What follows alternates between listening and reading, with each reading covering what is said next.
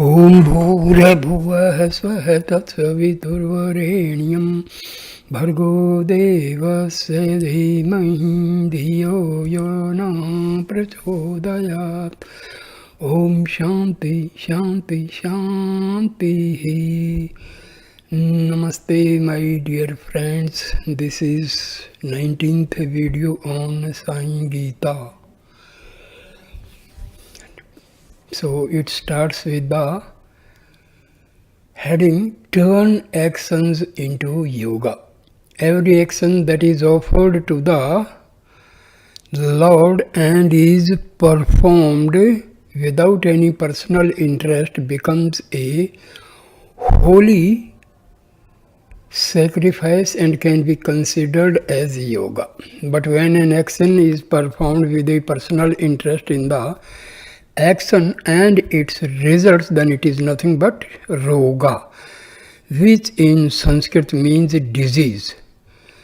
The root cause of all such disease is attachment. From attachment follows hatred and anger.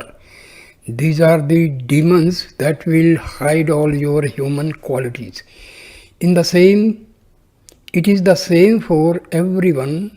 Once attachment and hatred begin to show themselves in you, they encourage all the demonic tendencies and you forget your true human nature.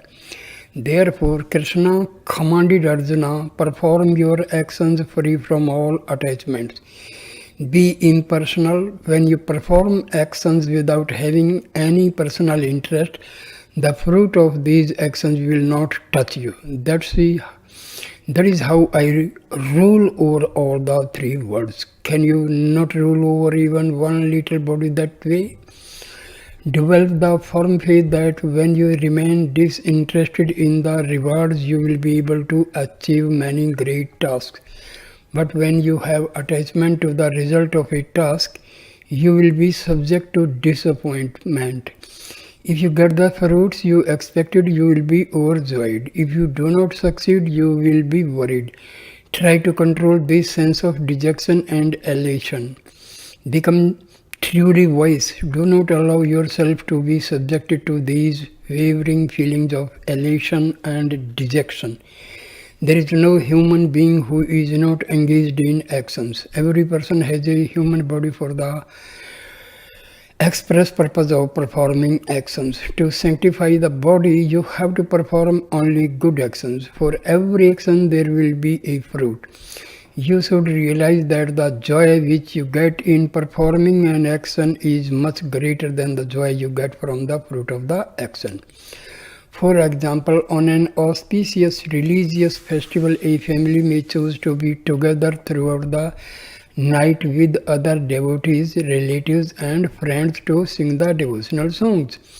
As long as they are engaged in their practice and involved in their ceremonies, they are unaware of any feeling of fatigue. Even if some of them were suffering from fever, they would not mind. They would be completely absorbed in the function. During that period, when they are immersed in their practice, no one feels tired. But when you visit this family soon after the function is over, you find them all looking rather weary. The joy of doing is greater than the joy of the rewards. You get joy while performing an action, but you do not experience joy to the same extent after the action is completed. You are simply deluded by the feeling that there is some joy in the fruit of the action, but truly speaking, there is no joy whatsoever in the fruit. The joy which you believe you get from the fruit is only a reflection. It is a shadow of the real joy. It is just a phantom joy. It is not the permanent joy that you are seeking. When the actions themselves are temporary and transient, how can the fruits derived from them be anything more than fleeting shadows? Perhaps you feel that by performing acts of charity or by doing good, involving yourself in good causes, participating in auspicious events or by engaging in various acts of personal sacrifice, you will earn heavenly rewards. However, Krishna declared that heaven is only temporary. He said, Arjuna, there is something which is far greater than heaven. Of course, you should always be good. I am not saying that you should stop performing good deeds, sacrifices, austerities, religious rituals, and the like. It is not only your right but your duty to continue with such good actions, but do everything you do with only the welfare of the whole world in mind. Do not act with any selfish motive. Perform every action selflessly, disinterestedly, concerned only with the peace, welfare, and prosperity of all living beings everywhere. Do not be concerned with reaching heaven. Set your sight on a much higher goal beyond heaven. Heaven will last only as long as the merits of your actions last. Once these merits are exhausted, you will have to come back to earth. Therefore, give up your longing for heaven, which is temporary and impermanent. Cultivate nearness and dearness to the Lord. Become merged in Him. That's what is truly important. The principle of divinity is greater than heaven. When you understand the secret of actions and perform all your actions from the proper perspective, you will be able to acquire the divinity itself. The Gita brings the highest wisdom into daily life. The Gita has not asked you to renounce all worldly activities and become a sannyasi, a wandering mendicant. Some people are under the impression that the Gita should not be taught to children, for the youngsters might get a notion to renounce the world and go to the forest. Many people suffer from such wrong impressions. But consider the great number of people who have been teaching the Gita. Are they all sannyasis? Have they renounced all the things of the world? Did Arjuna, who heard the Gita directly from Krishna, become a sannyasi? The inner significance of the Gita has to be understood in the context of human nature as it is expressed in the world, in the everyday activities of people. The most important objective of the Gita is to bring down the priceless ancient wisdom to the level of the mundane world and raise worldly life to the level of the highest wisdom. The Gita brings down Vedanta into daily life and elevates daily life to the level of Vedanta. It not only introduces philosophy and spirituality into daily life, but it also introduces daily life into philosophy and spirituality. Hence, it reconciles spirituality and daily life. Human existence does not just involve the daily secular activities. It is not meant at all for just eking out a livelihood. The Gita teaches the sanctity of human life. It directs man to his ultimate goal. It teaches him how to make his livelihood in the world in a way that enables him to transcend the human condition and in a way that does not bind him to further human births. You will not be bound by your actions when they are performed selflessly, without any interest in the fruits. The Gita teaches you to develop non-attachment to all your activities, duties, and possessions. What actually happens by having this attitude of detachment is that your actions become sacred. The Gita does not encourage you to renounce work. On the contrary, it encourages you to do your duty and perform all the activities appropriate to your status in life. But you must transform all these actions into sacred works by offering them to the Lord. For example, consider the work of a cook.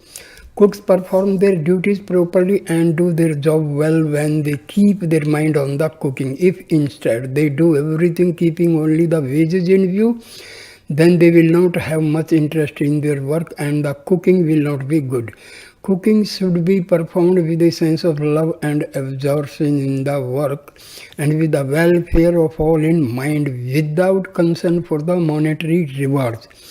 Then it becomes a sacred and pure service that nourishes and sanctifies. In the same way, when you perform your assigned duties, whatever they are, with full concentration on the work, offering it to the divinity, and without any personal interest in the fruit, then your actions become sacred and grand.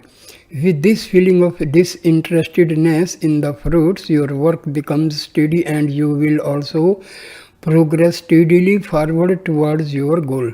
But when you have a personal interest in the work that you are performing, there will be ups and downs. Fickleness will develop and your desires will quickly grow. Krishna held out King Janaka as an ideal person because he ruled his kingdom with this sense of detachment and thereby attained perfection. There are some people who have only outward vision. There are others who have developed inward vision. Outward vision sees only the illusory world outside. Inward vision transforms the mind and fills the heart with sacred feelings. In order to gain inner vision, you have to develop this quality of absorption in the work and detachment from the results, offering everything you do to the divinity within. There is a story to illustrate the great spiritual power of this lofty practice. Janaka and Sukha.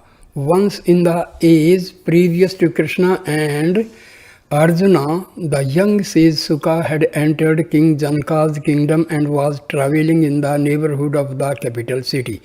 King Janaka heard that Sukha was in the vicinity but did not know where Sukha chose to make his camp. The king sent out messengers in all directions to get news of the Sukha's whereabouts. They located Sukha living in a shelter in a forest near the capital city. Janaka along with his ministers went to visit Sukha. Janaka did not go there as king or ruler, he went as a servant of the Lord. Janaka had long ago removed all traces of ego and now went as a humble spiritual seeker. Sukha was giving a discourse to his disciples on a spiritual topic. During this discourse, Janaka stood and listened with full concentration. Evening came. Before he left, Janaka went to Sukha and asked, Swami, may I come every day and experience your inspiring discourses? Sukha replied, Janaka, spirituality and philosophy are not anyone's private property. Whoever has the interest, whoever enjoys listening to these teachings, whoever believes in reaching the goal has a right to this knowledge. Certainly you may come. You are most welcome. Janaka went back to his palace and returned each day to attend the discourses. Now Sukha wanted to demonstrate to the world that King Janaka had inward vision, whereas most people have only outward vision. With this in mind, he moved to a spot on the crest of a hill overlooking the capital city and made his camp there. From this place, he continued his daily discourses on Vedanta. One particular day, King Janaka, because of some urgent responsibilities of administration, was delayed in coming there. Sukha purposely held up starting his discourse until Janaka had arrived. Sukha took no cognizance of the large gathering of people that were already assembled there, waiting for the discourse to comment. To demonstrate his interest, Sukha started asking questions of this person and that, trying to find out why King Janaka had not come. He also told some people to go and find out what had delayed the king. He himself stood on the roadside and watched for the royal party to arrive. At this, some murmur began among the people there. The disciples, the elders and youngsters who had assembled there began whispering among themselves. One said, look at Sukha. He is considered to be such a great sage who has renounced everything, but it does not seem to be true. Here he is waiting for King Janaka just because Janaka is an important ruler. Sukha is not paying any attention to us and does not seem to care about starting the discourse. Another person said, look at this peculiar behavior of Sukha. Why does he show so much partiality to kings? For a sage, should there be any difference in his feelings for a king and for others? Now Sukha noted all this talk, what was going on. In fact, it was with the intention of teaching them a good lesson that He had conducted himself this way. Half an hour passed, 2 hours passed. Sukha continued to wait for Janka to come. He did not make any attempt to start the discourse. The venom must come out before teachings can go in.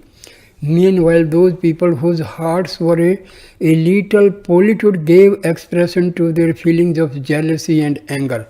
All those impure feelings which were inherent in them but had been hidden inside now started coming out. That is just what Sukha wanted, for only after the venom that was in their hearts had come out could the teachings of the Vedanta enter there. If there is nothing inside one's head, then it can be filled with the sacred teachings. But if one's head is already filled with all sorts of impure stuff, how can it take anything pure and sacred in? Without emptying the head of all the useless dross, sacred teachings will never take hold there. So Sukha's wish was that all these baser feelings should manifest themselves and be expressed. He wanted his students to pour out all the dirt and filth which was inside their mind. He knew that as long as their hearts harbored attachments and bad feelings, his teachings would not take hold. So he had then undergo this process of purification. Meanwhile, with a great deal of anxiety, Janka rushed to attend the discourse. Sukha noted the approach of Janka. He could be seen coming from a long way off because Janka did not usually come alone. Although Janka was not interested in bringing ministers and servants, they would invariably accompany him to provide security and protection to the king. Soon all the people became aware that King Janka was approaching, entering the area where the discourse was given. Janka prostrated himself before the Guru and humbly asked his pardon for coming late. Then Janka spread his grass mat and sat down. Immediately Sukha commenced his discourse. Now in the hearts of the young disciples who had assembled there, hatred fructified. Their faces began changing because of their feeling towards Sukha and King Janka. Look at this Sukha, they thought to themselves. He only cares about pleasing the king. That is the extent of his Vedanta. The fire that brought out the attachments of the disciples. Sukha decided to teach a lesson to all the people assembled there who were harboring such negative feelings. After some time, he interrupted his discourse suddenly and said, Janka, look at your kingdom. It is on fire. King Janka, who had closed his eyes and was totally absorbed in listening to the sacred teachings, took no notice of these words. He had fixed his mind on the Vedanta, and so he kept his concentration only on the Vedanta. The other people who had assembled there saw the flames and smoke rising above the city. Some of the disciples, thinking of their relatives and belongings, began running towards the capital city in the plain below. All the attachments which had lain hidden deep in their hearts now came to the surface and fully exposed themselves. A few moments later, Sukha told King Janka, Janka, this fire has now spread to your palace. Even then, Janka did not take any notice of Sukha's statement. Janka did not move from his seat. He had the true feeling of complete detachment and indifference to all things worldly. His interest was only in the Atma. Except for this absorption in the Atma, he had no other feeling. Among those in attendance at the discourse were a number of celebrated spiritual teachers having worldwide reputations. Sukha wanted to demonstrate to them that they might be very great scholars, but they had not killed their attachments. When these scholars saw the flames, they were apprehensive. They turned to King Janka and began praying, O king, please do something about this terrible catastrophe happening below. But Janka had entered into a state of samadhi. He was enjoying the bliss of the Atma. Tears of joy were coursing down Janka's cheek. He did not waver for even a moment from the holy thoughts on which he had fixed his concentration. Sukha observed Janka's state and was very pleased. After some time, these disciples who had run away towards the capital returned, reporting that in fact there had been no fire at all. Then Sukha began to explain to the disciples the meaning of all that had gone on. Sukha said, "Well, children, I did not delay starting my discourse for 2 hours because Janaka is the king and therefore a very important man. I delayed because he is a deserving person, a true seeker, and I believe in waiting for such a one.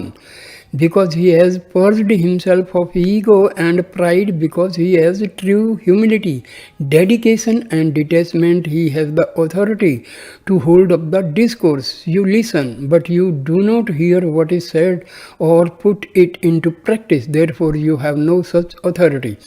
Instead of teaching hundreds of people who have made no effort in applying these teachings to their daily lives, I can teach at least one person who truly has a right to being taught because he has integrated these sacred precepts into his very life.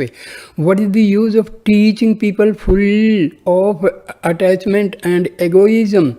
It is something like throwing a stone into water. For any number of years, the stone may lie in the water, but it will not absorb even a drop of water. Even if I can get just one person like Janka, it is sufficient for me to go on. Why have useless shining stones in great numbers?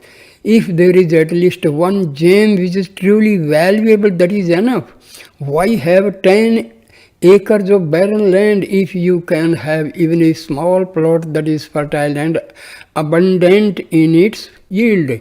If one king like Janka can become sacred, then he can transform his entire kingdom and turn it into a sacred realm that will be an example to the whole world. Sukha's intent was to make Janka a sacred king and at the same time to teach a valuable lesson to the conceited disciples who had gathered around him. Through Arjuna, Krishna taught the whole world. Krishna had a similar intent when he taught the Gita to Arjuna. Arjuna was also a sacred person and he had qualified himself for the teachings by his character and his high ideals. Arjuna had control of the senses. He had won a great deal of spiritual power from the penance he had performed. He had to a large extent suppressed his worldly attachments. He had a highly developed intellect and had become skilled in many arts, and he had surrendered himself to Krishna in true humility. Krishna decided that Arjuna was ready for the highest wisdom and resolved to turn him into a truly wise being. With the intention that if Arjuna could be corrected, the whole world would benefit thereby. Krishna took great care to give these sacred teachings to Arjuna. Arjuna had both the capacity and the virtue to rise to great spiritual heights. That is the reason he had been given a number of titles. The Sanskrit word Arjuna means one who is pure. Another title Krishna gave Arjuna was the sacred hearted one. Another was the jewel of man. Arjuna was such a powerful person that he could, if he wanted to, undertake acts which would terrify the entire world. But Arjuna always acted purely in keeping with righteousness. He earned the right to use a powerful weapon which could not be wielded by any other living person of his day. Originally, this weapon belonged to Lord Shiva. This same fearsome weapon, which was originally with Shiva and then with King Janaka in an earlier age in Krishna and Arjuna's time, became the Gandiva. Arjuna formidable bow. By earning the grace of Shiva, Arjuna was able to obtain this magnificent weapon. In every respect, Arjuna was an outstanding hero, and it was such a noble and righteous human being that Krishna chose to teach the Gita so that the entire world would benefit thereby. It is another It is through your mouth that you offer food to the stomach. Then it is through the stomach that the food reaches the entire body. In the same way as food reaches all the limbs of the body when offered to the stomach, the Gita was given to a pure and selfless person such as Arjuna so that it might reach the entire world. One of Arjuna's name is Parthiva, which means son of the earth. All of you are children of the earth. Since Arjuna may be considered an outstanding representative of all mankind, Krishna felt that the whole world would in time be transformed by converting him into a sacred person. Ordinary actions, detached actions, and sacred actions. Compared to ordinary actions which are done by thinking of yourself as the doer, actions done without any sense of doership will be much greater. But an action that is done with complete selflessness, performed impersonally with the total indifference and without any attachment is greater still. But when the action is entirely offered to the Lord, when it becomes a holy sacrifice, it is even more sacred than all of these. Thus Krishna commanded Arjuna to offer all his acts to the Lord. When Arjuna reached this state of evolution, that is, when Arjuna acted completely selflessly and offered everything he did to the Lord, Krishna began to teach him the Gita. In the primary stage, every human being has to perform actions and actively employed in the task for which he is suited. One needs to perform action in order not to develop laziness. A lazy person is absolutely useless to the world.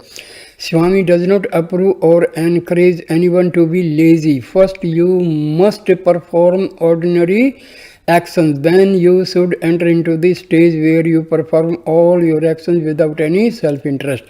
Gradually, you transform these actions into yoga. You transform work into worship. This is one of the core teachings of the Gita. The Gita will give you whatever you are ready to receive. It is utterly destroy selfishness. It is to utterly destroy selfishness, egoism, arrogance, pride, possessiveness, attachment, hatred, and other such poisonous qualities that the Gita has taught the truth in so many ways. In the process, it has helped many different kinds of people to develop a sacred nature. The Gita may be compared to a wish-fulfilling tree. Whatever you desire from Gita, it will give. The meaning given to different teachings in the Gita depends on your outlook and stage of spiritual preparation. No one can say that he knows the one correct meaning for a particular verse. No one has the authority to claim that theirs is the only meaning. The Gita teachings apply to every level of spiritual seeker. Therefore, the Gita may be described as the heart of the Vedanta. It is its very essence. The Gita is a treasure chest of gold. The Gita is a flower-strewn path. The Gita is the sport of all earnest seekers and aspirants. The Gita allows them to swim and survive in the sea of worldly life. The Gita helps them to traverse all the obstacles and reach their goal.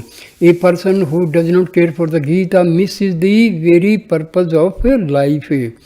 Whatever be your feeling, the meaning you will derive from the Gita will be commensurate to your level of spiritual development. For example, many of the devotees here will know the Sanskrit chant which is used as an incantation for invoking the blessings of the Lord. Its first line translates to the white-attired Lord. Lord Vishnu is this all-pervasive one.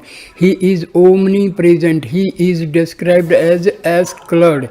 He is also described as having the color of the moon, being whitish, which is the same as saying that he has the color of ashes. He has also been described as having 4 hands and a most pleasing and sacred face, which does not exhibit any feeling of elation or dejection. This is the feeling of believers, and it is in this way that they pray to the Lord. But non-believers may use the very same words, although the image they describe with these words may be completely different. The Sanskrit word that starts this incantation also refers to the one who carries white clothes. In whatever situation you see this one, you find it does not exhibit any feelings. It is ash-colored and it has four limbs. One can take these attributes, put them all together and say that these words describe a donkey. A donkey will be carrying white clothes from the washerman. It has four limbs, an ash-colored body and a most patient face. It is not tied down to any place.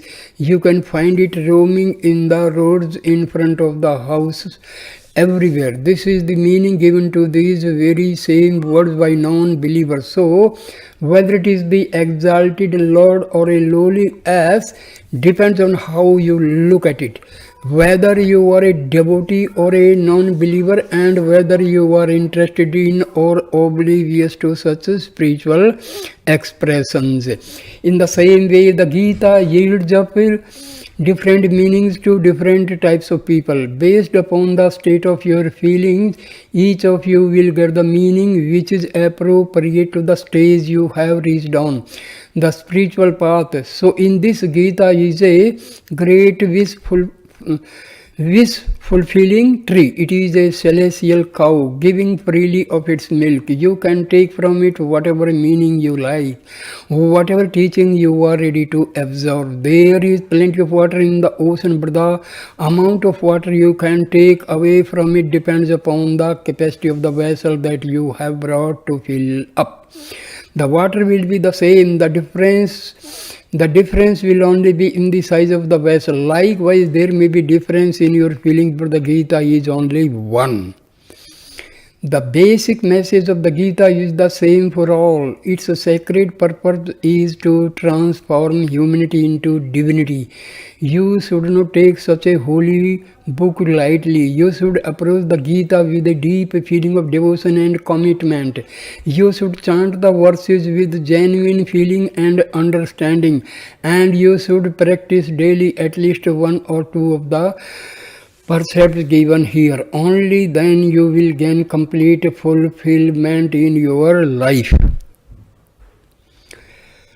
Developing the inner vision. Whether you are actively working in the world or have withdrawn from it, the most important consideration is not the work that you do or not do, but how effectively you have been able to uproot and destroy the deep-seated tendencies which lie hidden in your heart, embodiments of love. The principal objective of all spiritual practices is the removal of the deep-seated negative thought forms, impure habits, tendencies and predispositions which in Sanskrit are called vasanas and which have encased themselves deeply within you. They manifest in your thoughts and actions as the twin evils of attachment and hatred or attraction and repulsion. You must cleanse yourself of all trace of these evils which have harbored themselves inside you. You cannot run from your inner enemies. If you just run away to the forest or to a cave without performing the appropriate exercise to remove your inner enemies, then whether you like it or not, all your latent tendencies will continue to produce thoughts and actions that bind you. These impurities will lie there as seeds in your heart and prompt a stream of thoughts that will be saturated with likes and dislikes, desires and delusions. As a result, you end up forgetting your true human nature. The Gita has shown that if you can root out the entrenched tendencies that cling to your heart, then you are free to perform any action without concern for the results. From that point on, you will not be bound by any action that you may become engaged in. In other words, you will be freed completely from the fruits of your actions. People who do not understand this truth and end up renouncing all outside activities become mild in sloth and laziness. But the Gita has repeatedly warned that there is no room at all for laziness in the world of the spirit. What the Gita teaches is the yoga of impersonal action in which you remain totally detached and free of any personal interest in the work that you do and in the results that accrue from it. It means working with full concentration to the limits of your capacity for excellence, but orienting all your actions to the service of God and remaining established in God consciousness. You will not be able to reach this high stage of desirelessness in your actions and renunciation of the fruits of your labors as long as your vasanas which have arisen from past actions are unfavorable for spiritual progress. Transform all self-serving actions into selfless actions. You must first remove the negative tendencies which have driven all your ordinary self-serving actions that have kept you bound, and replace these negative tendencies with positive noble qualities which are associated with beneficial and selfless actions. Then when you are firmly established in the stage of selfless service, wherein you perform only good actions, you can go on to the higher stage where you renounce the fruits of all your actions. From there you will naturally rise to the stage of totally selfless impersonal yoga. At that stage, you make sure that all your actions are of the highest purity, and then you offer them all up to the divinity to do with as the divinity wishes. What is the inner secret of performing work? It is the Gita's proclamation that only through positive, laudable activities can the negative tendencies be removed. The Gita advises you to be engaged only in good actions so that you will steadily purify your heart, but it goes further than that. It asserts that true purity of heart can be achieved only by dedicating all your actions to the Lord. Every action that you perform must be offered to God. Only then your heart be fully cleansed. Consider an example. When food is eaten after having been cooked and prepared in different ways, it is just ordinary food and you are subject to the good or bad effects of eating that food. However, if special care is taken in the preparations of this food to make sure that it is pure and worthy of being offered to the divinity, and then before consuming it, it is offered with full heart to God, then it becomes consecrated food. From that point on, this will no longer be ordinary food. Consuming it will confirm divine feelings, blessings, for it will be the sacred gift of the divinity. By the same token, all the many activities performed by you during the day fall into the category of ordinary actions. But when you perform these same actions, even if they are just little acts with the intention of making them on an offering to God, devoting their results not to your own pleasure but for the pleasure of the Lord, then your actions become sacred actions.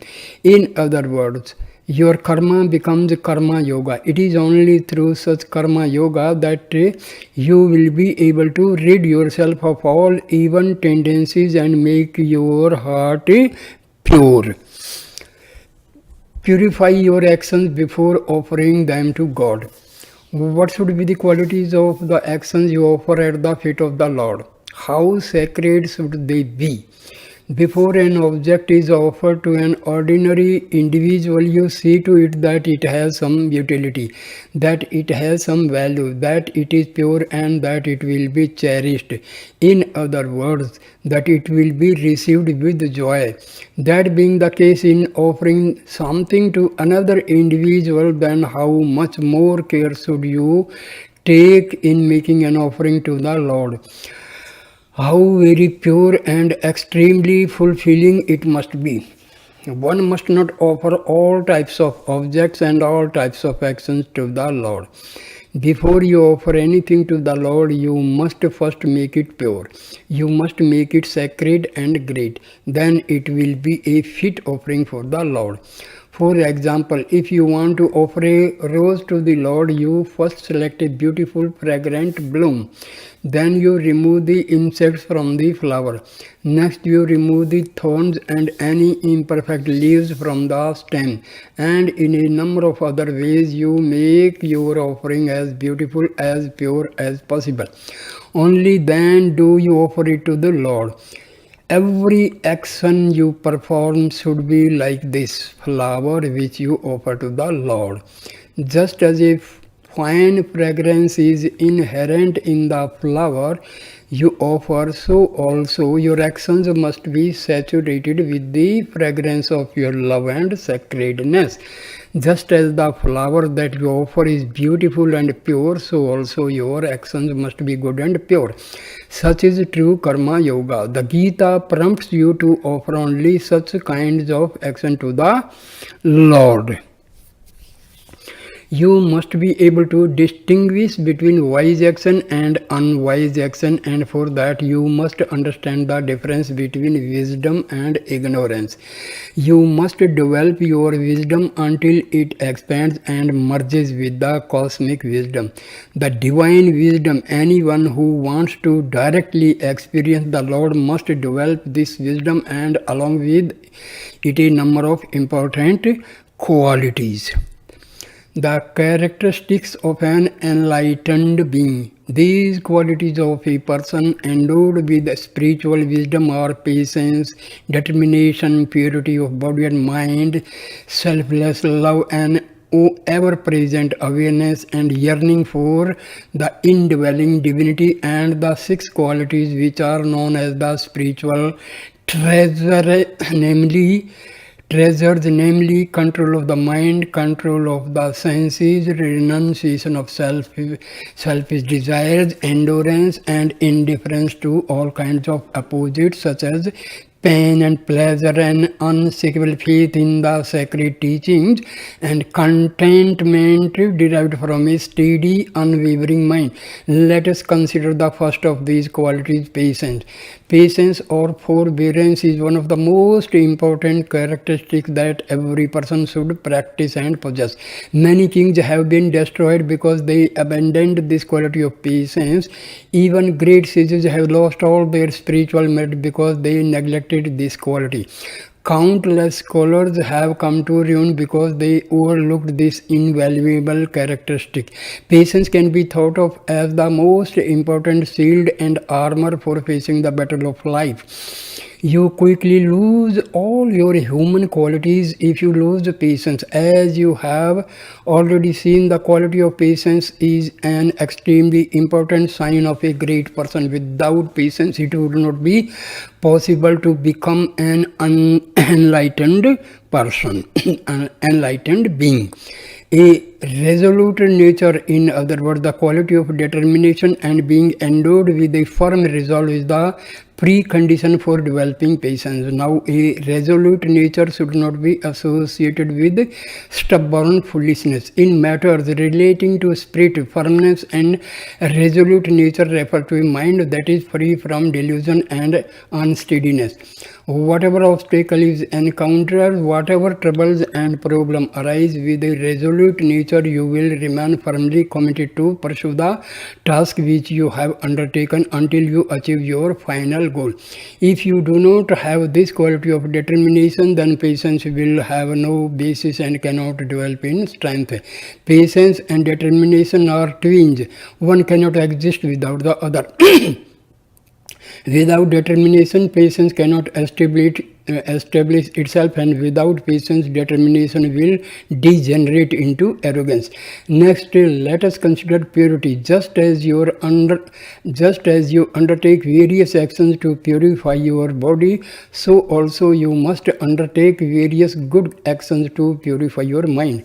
Through these acts, you can remove the attachments and desires that you have polluted your mind with egoism. Only when these negative qualities are eliminated will you be able to achieve self-control. Just as a tortoise is free from loosen its limbs and come out of its cell, or to withdraw itself back into its cell, in the same way you should be able to control your senses and use them when you need them. The Gita has affirmed that these are also very important qualities of a wise person. So I end this video here. Thank you for watching and listening this video. Please like, comment and share the video and subscribe my channel. Thank you, my dear friends.